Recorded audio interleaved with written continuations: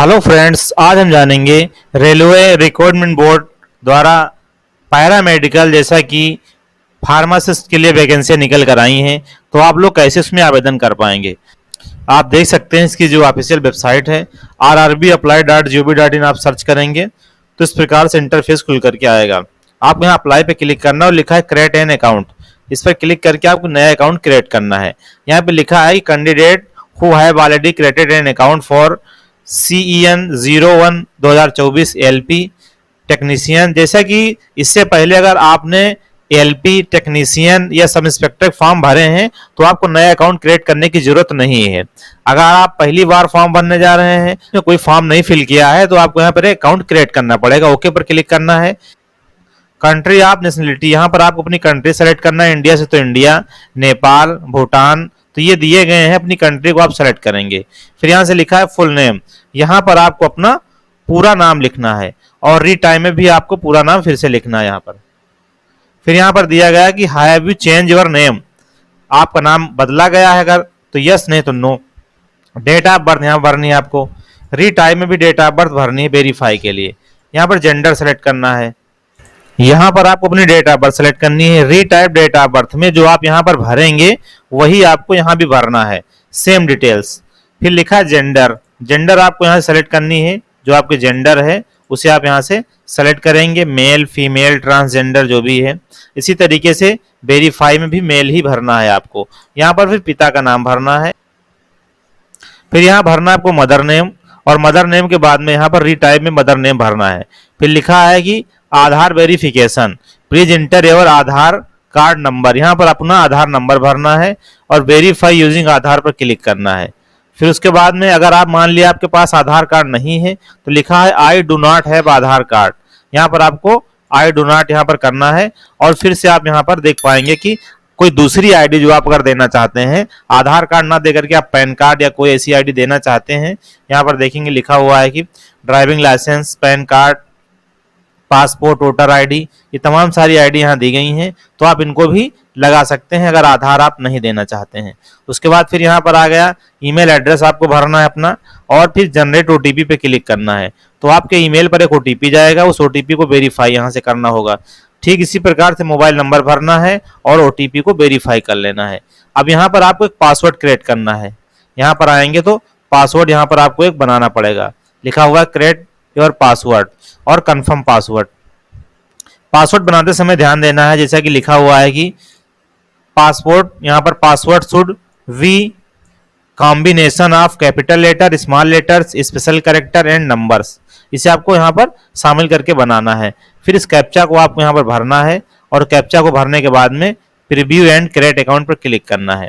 Preview में आपको दिखाई देगा जो डिटेल्स आप भरेंगे, और क्रिएट अकाउंट अगर कर देंगे उस पर आगे सबमिट करेंगे तो आगे डिटेल्स भरने के लिए आएगा। संपूर्ण जानकारियों को भरने के बाद में हम क्रिएट एन अकाउंट पर क्लिक करेंगे। जैसा कि आप लोग देख सकते हैं कि फुल नेम यहाँ दिया गया है, रीटाइप फुल नेम दिया गया है।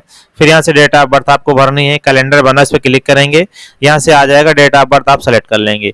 अपने जेंडर को आप सेलेक्ट करेंगे और उसके बाद फिर लिखा हुआ है कि फादर्स नेम, पिता का नाम भरना है। जो इधर भरेंगे आप वही रीटाइप में भी भरना है आपको। इसी तरीके से मदर नेम और आईडी जो भी आप लगाना चाहें, वोटर आईडी, ड्राइविंग लाइसेंस, उसे भरेंगे।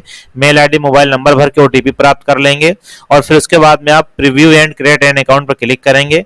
आपके द्वारा भरी गई सभी जानकारियां यहाँ पर शो कर जाएंगी।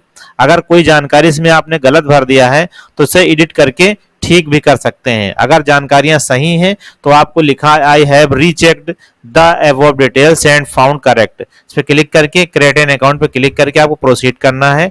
आगे की डिटेल्स खुल करके आएगी, जहां से आपको लॉगिन करना है और अपने फॉर्म को सबमिट करना होगा।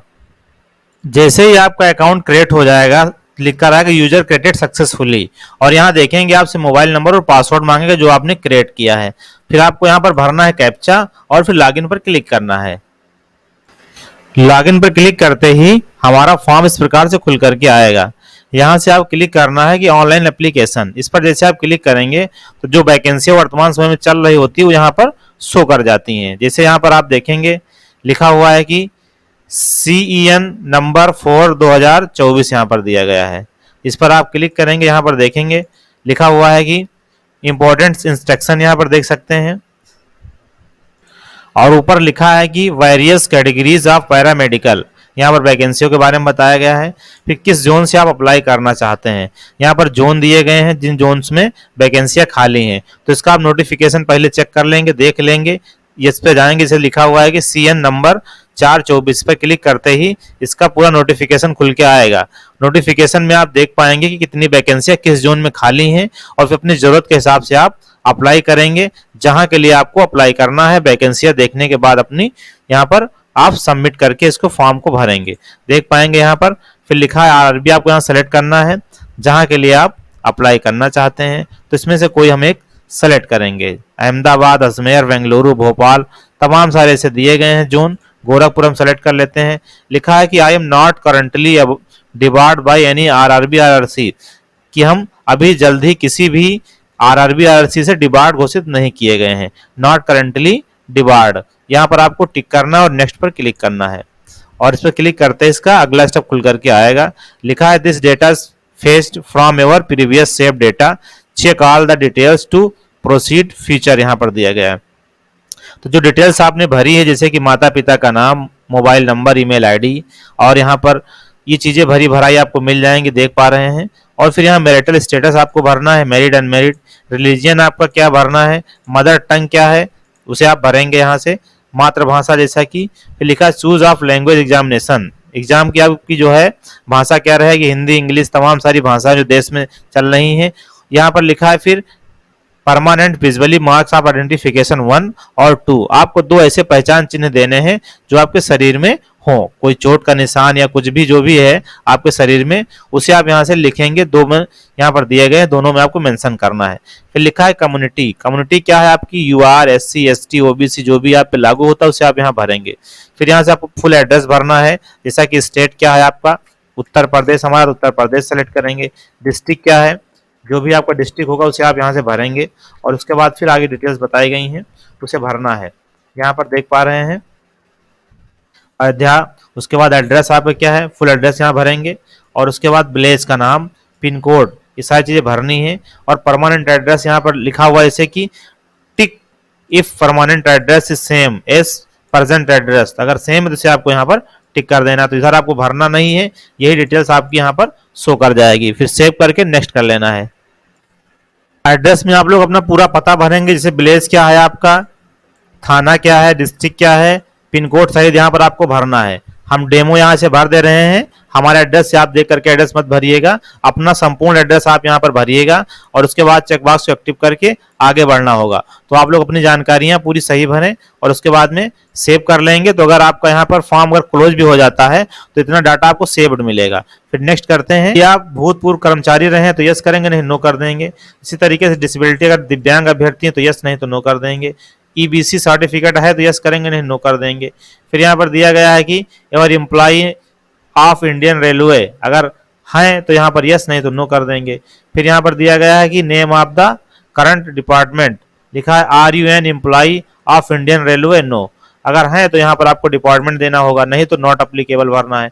फिर यहाँ से भरना है आपको बैंक की डिटेल्स, जैसा कि अकाउंट होल्डर यहाँ पर नाम भरना है, अकाउंट नंबर भरना है, कंफर्म अकाउंट नंबर भरना है, फिर यहाँ IFSC कोड भरना है, कंफर्म करेंगे, बैंक का नाम और एड्रेस यहाँ पर आ जाएगा।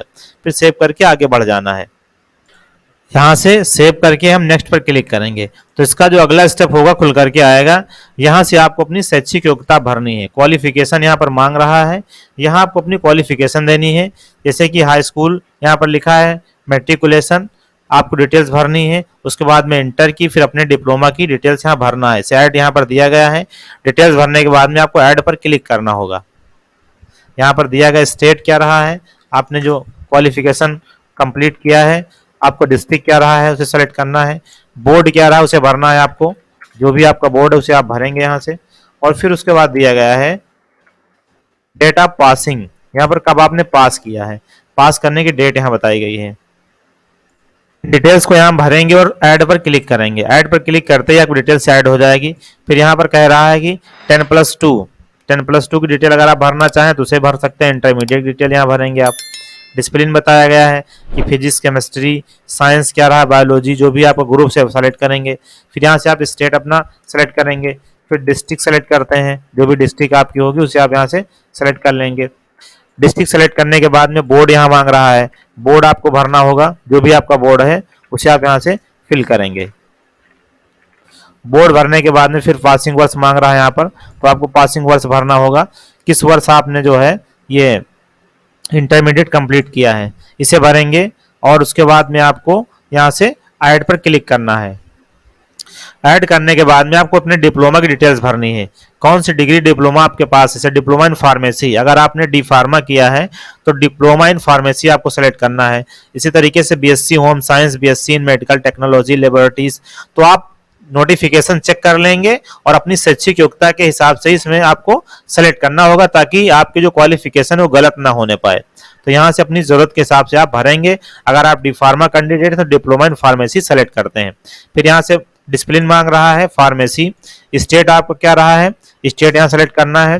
फिर डिस्ट्रिक्ट मांग रहा है, डिस्ट्रिक्ट सेलेक्ट करना है। यूनिवर्सिटी क्या है, किस वर्ष पास किया है, और लिखा है कि have you registered pharmacist under the pharmacy act 1948, तो आप पर यहाँ यस करना होगा कि हमारा रजिस्ट्रेशन है। सभी कैंडिडेट का रजिस्ट्रेशन होना कंपलसरी है, इसके बगैर आप फॉर्म को सबमिट नहीं कर पाएंगे।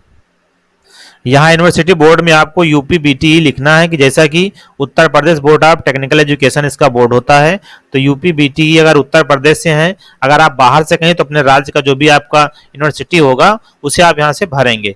कॉलेज का नाम भी भर सकते हैं, अगर इसमें दिया गया है कि नेम ऑफ कॉलेज यूनिवर्सिटी, तो दोनों में से किसी एक को आपको भरना है और उसके बाद ऐड पर क्लिक कर देना है।